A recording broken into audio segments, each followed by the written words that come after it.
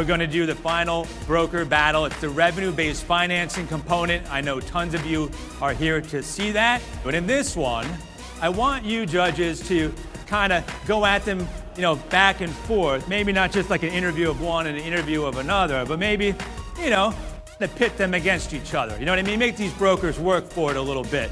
You're the merchant. You have the power. Got it? Yes, sir. Got it. Yeah. All right, ladies and gentlemen, thank you so much for being here.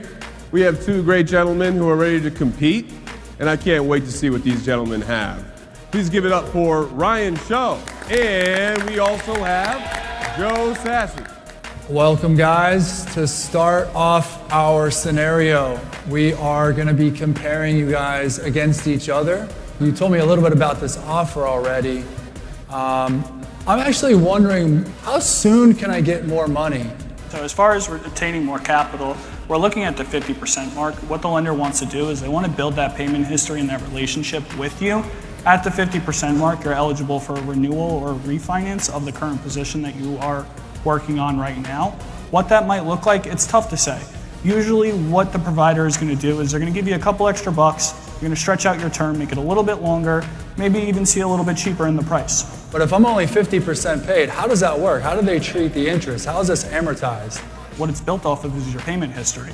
That's the biggest thing that these providers are taking a look at. So if it's not amortized, am I going to have to pay on the money twice? Certain lenders are going to offer what's called interest forgiveness. Some lenders aren't going to offer that with this specific product. That's not an interest forgiveness option.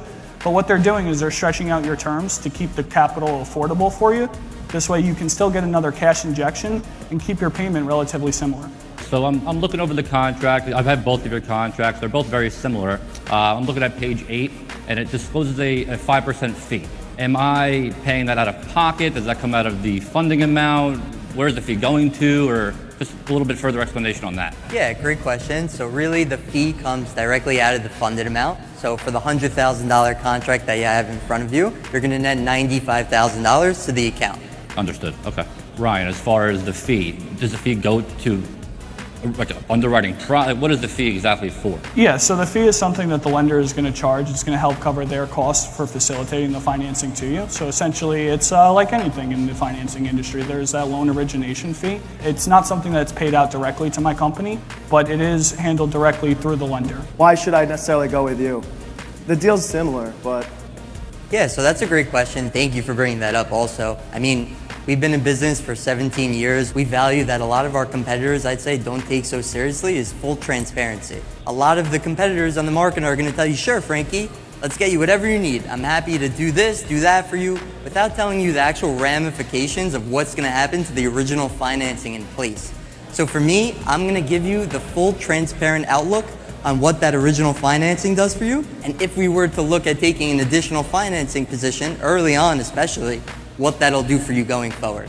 Ryan, so we spoke about the agreement. You sent it over to me. It sounded great. You said it's an 8-month deal. You said it's a 135, which you're telling me is 35%. Where did we go wrong here? What happened? Absolutely. So what you're looking at is the California State Sales Disclosure.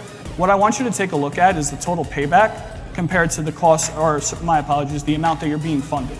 But do you feel like I am paying 187%, or am I really paying like a 35% factor? So I would call it a 35% factor, and the reason that I say that is because it's built over the cost of the loan. You know, your payback is going to be, call it, 100. You're looking at paying 35 cents on the dollar there. Joe, you sent over the agreement to me, and like we said, everything was great, and then the APR was way out of whack. It's at 135%, which I have no idea what it is, so now I'm looking at 15%, and on the same document, I'm looking at 135%. I have no idea where my rate is.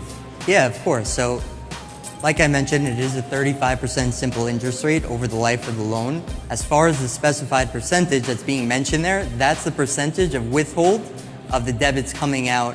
For example, if you're doing $100,000 a month, more or less average monthly revenue, and we're now debiting $15,000 a month, that withhold percentage is 15% of your average monthly sales. So, Ryan, I'm really interested in your offer. In fact, my business really needs money, like really need this money, like today. I'm thinking I might be filing bankruptcy soon. Do you think I should go with this? Is this a good option for me? I necessarily don't think you should go with this option, especially if you plan on filing bankruptcy. What I would recommend doing is taking care of that and seeing if that's something that you can take care of first before we take out financing. The last thing I want to do is jeopardize my relationship with my lenders because they put a lot of trust in me as a broker to make sure that I'm bringing them files that are going to perform with them. I'm really just concerned that if my business revenue changes, that I'm not going to be able to afford, the payment. Yeah, of course, I completely understand, and I want you to know more than anything else that I'm here for you, not just for the initial funding, but if something negative were to happen for the business, especially if revenue were to go down, you could have me on speed dial. Really, whatever's needed at that time to make sure that you're comfortable going forward. Why is my landscaping LLC that I haven't even had for 4 years on the contract? Is there a reason why you're trying to cross a different entity? Yeah, so essentially any business that's tied to you is something that the lender is going to want to include in the contract. Really, it's for them to cover themselves. God forbid you do go out of business. They do want to have another entity that you are technically an owner on associated with the deal just to really protect them. Joe, so I'm looking to pay my loan off in the next 4 months. I'm reading your contract. I'm not sure what I'm looking at, but there are some lower paybacks. What exactly are those and how do I take advantage of them? Those early payback schedules are if you did decide to pay off the advance early, especially within the first 4 months like you mentioned, those specific paybacks would be minus the payments already made and that exact payback there. I'm starting to figure some things out here, but I'm not putting it all together. Everybody keeps saying I'm popping up on data merch and I can't get funding because of that. Can you explain to me kind of like why this is?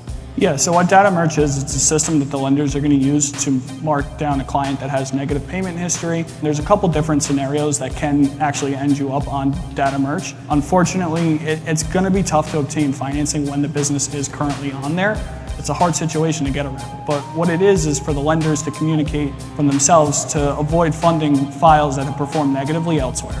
Joe, I own an auto sales company. I don't know why, but I found it very, very, very hard to get financing for my auto sales company. Can you explain to me kind of why I'm going through all this? The auto sales industry really is a bit tough in the MCA space. A lot of the businesses like yours, unfortunately, don't have assets kind of backed by it and aren't able to really provide something sufficient. What would you say the number one advantage of me taking the MCA versus, like you said, let's say going to the bank? If you go to the bank and try and go through their approval process, you're going to be waiting 3-4 weeks for a maybe compared to where I can get funding into your bank account within 24 hours. But I have another broker that reached out to me and told me that they can get me $100,000 at 7%. Did you read the reviews online? Did you do a thorough research of the company to make sure it's legitimate? I may not have that many reviews.